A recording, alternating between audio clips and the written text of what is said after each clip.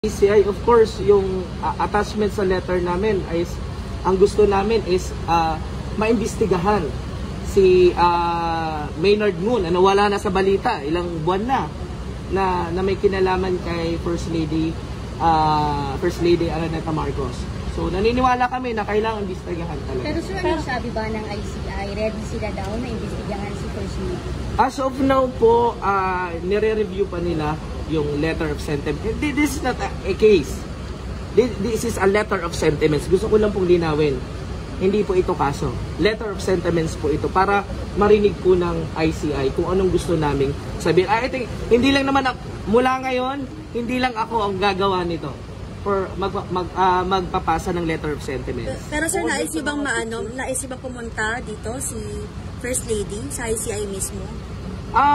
Ako, sa tingin ko, kung ako ang tatanungin mo, personal kong opinion to, kung naniniwala naman tayo na malinis ang ating konsensya, of course, sa tulong ng Diyos, diba?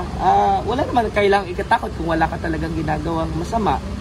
So, ang gusto lang natin is, bakit may ganito? Although, nasa news na ito, nasa internet na to, na makikita nyo.